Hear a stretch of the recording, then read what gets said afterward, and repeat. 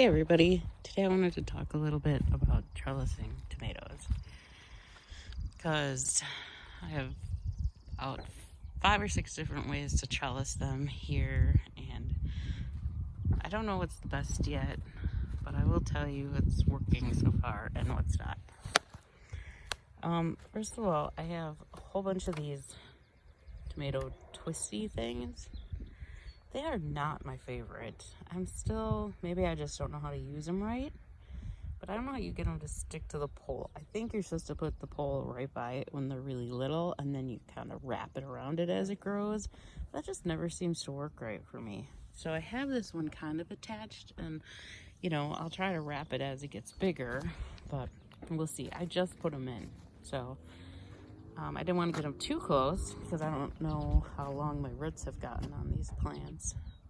So they're very pretty. They look cute in the garden, and I like them, but I'm just not having much luck with them. I tried them last year with cucumbers, and it didn't go well. I've tried them with snap peas this year. It didn't go well. It's just kind of like the poles are really slippery, and they can't stick to them.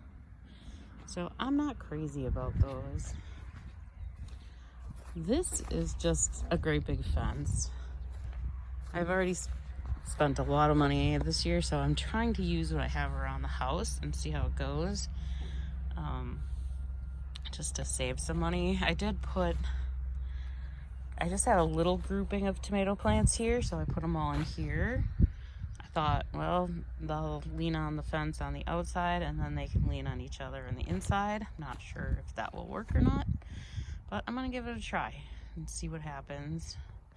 And then I just put these like on the other side of these, so they kind of, they can grow between the pole and the twisty thing. We'll see if that works.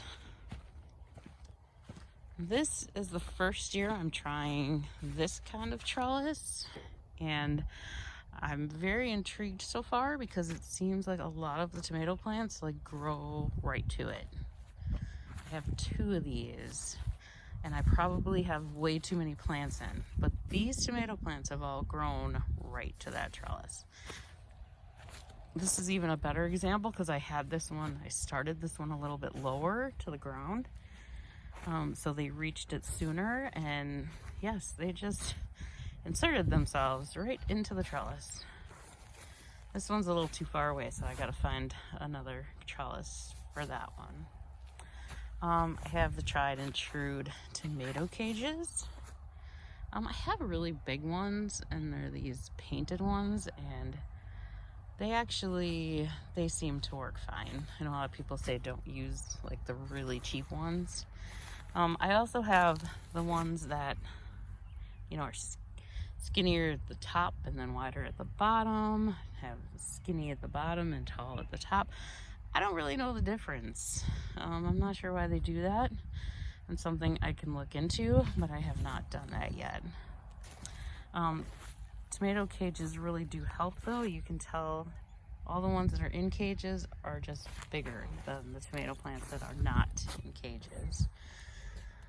So you really need to have them, and the plants love to have them.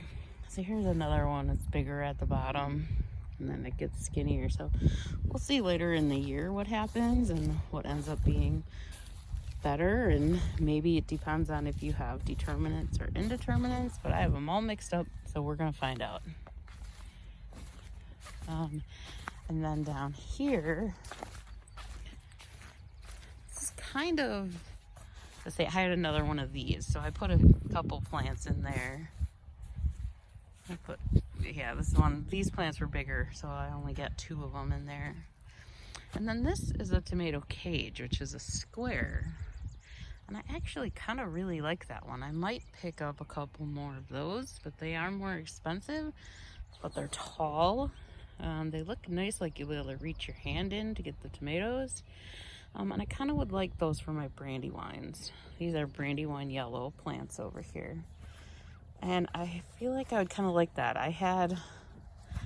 Everything I used last year was not strong enough for these plants. So I might get a couple more. I didn't want to spend any more money, but I might have to for that.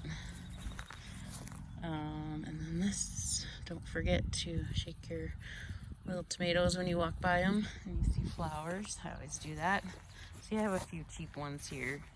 These are the ones I think they say not to use because see how much shorter it is than the other ones, and they're real thin. And like here you can see when I pushed it in, it's all bent. Maybe you can't see it, but it gets all bent up when I try putting them in. But like I said, I couldn't buy any more this year, so I'm trying to use what I have here, and you know, maybe next year I can add more to it.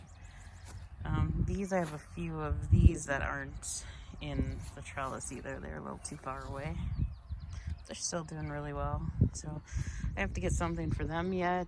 So there's still a lot of trellising to be done. I do have a lot of bamboo sticks. I might have to use some of those. They are my absolute least favorite, so I'm not excited about that, but sometimes you gotta do what you gotta do, and this might be one of those times. I have most of these plants in tomato cages, and I'm hoping the peppers don't need any support this year. Last year they did really great without any support, but this year the sun, they all got sun scalded so bad that the stems are very weak, and so there's some that just won't even stand up, so I might need to find something for them. Barn kitty over there. See if we can get her to come this way. These plants need trellises. They're very weak and they are not happy here not having any trellises. So I tried put some of these twisties in, but I need to find a better solution for these if I want them to really start thriving. They're not happy here at all. So I'll just keep working on it. So those are all the different kinds of tomato trellises I have, and hopefully some will work, and we'll find out as the year goes on. The summer goes on, I should say. We only have a couple months left.